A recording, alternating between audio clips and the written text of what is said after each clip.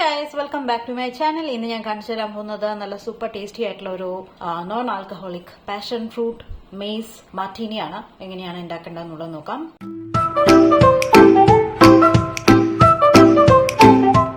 Passion fruit ഡ്രിങ്കിന് വേണ്ടിയിട്ട് ഞാൻ ഇതിലേക്ക് ഏകദേശം ഒരു 1.5 ഗ്ലാസ്, നമ്മളെ സർവിംഗ് ഗ്ലാസ് തന്നെ ഞാൻ ഒരു 1.5 ഗ്ലാസ്, ഇതിന്റെ ഒരു 1.5 ഗ്ലാസ് എടുത്തിട്ടുണ്ട്.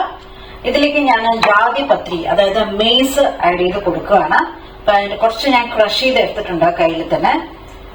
നിങ്ങൾക്ക് വേണമെങ്കിൽ ഇടികളിലുണ്ട് നന്നായിട്ടൊന്ന് ക്രഷ് ചെയ്ത് കൊടുക്കാം. ഏകദേശം ഒരു 2 ടീസ്പൂണോളം എടുത്തിട്ടുണ്ട് കേട്ടോ.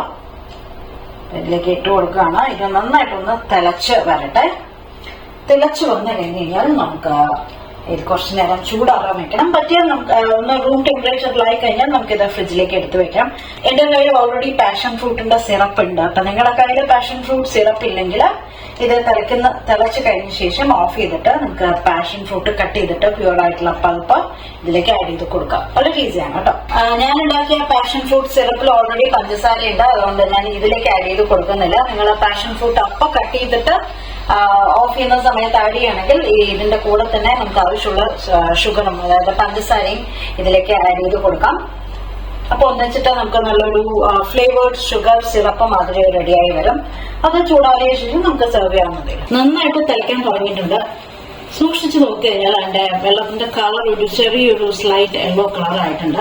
1-2 മിനിറ്റ് ഒന്ന് തിളച്ച് വന്നു കഴിഞ്ഞാൽ നമുക്ക് ഓഫ് ചെയ്തിട്ട് ഇതൊന്ന് ചൂടാറാൻ വെക്കാം. ഇപ്പൊ ഒരു ഏകദേശം ഇപ്പൊ തിളയ്ക്കാൻ തുടങ്ങിയിട്ട് ഒരു 1-2 മിനിറ്റ് ആയിട്ടുണ്ട്. ഞാൻ ഓഫ് ചെയ്യാണ്. ഇനി ഇത് നന്നായിട്ടൊന്ന് ചൂടാറിക്കോട്ടെ. ചൂടാറിയ ശേഷം ഞാൻ ഇത് ഫ്രിഡ്ജിലേക്ക് കയറ്റിവെക്കും. അതിനുശേഷം നമുക്ക് ഇത് നമ്മുടെ മാർട്ടിനി ആക്കാം. അപ്പൊ ഇനി നമുക്ക് ഇത് സെർവ് ചെയ്യാം. അതിന് വേണ്ടിയിട്ട് ഗ്ലാസ്സിലേക്ക് ഞാൻ പാഷൻ ഫ്രൂട്ട് സിറപ്പ് ഒഴിച്ചു കൊടുക്കുകയാണ്.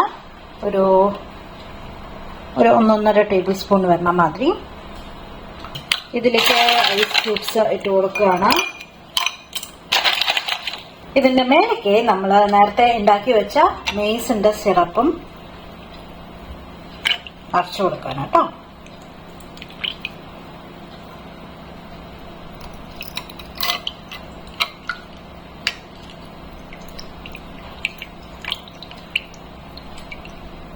ഇത്രയേ ഉള്ളൂ, നമ്മുടെ ഡ്രിങ്ക് റെഡി ആയിട്ടുണ്ട്. ഇത് കഴിക്കുന്ന സമയത്ത് ഇളക്കിയിട്ട് കഴിച്ചാൽ മതി. നല്ല സൂപ്പർ ടേസ്റ്റ് ഉള്ള ഒരു ഡ്രിങ്ക് ആണ്, ഡിഫറെന്റ് ആണ്. എന്തായാലും ട്രൈ ചെയ്ത് നോക്കൂ. ട്രൈ ചെയ്തിട്ട് അഭിപ്രായം പറയൂ.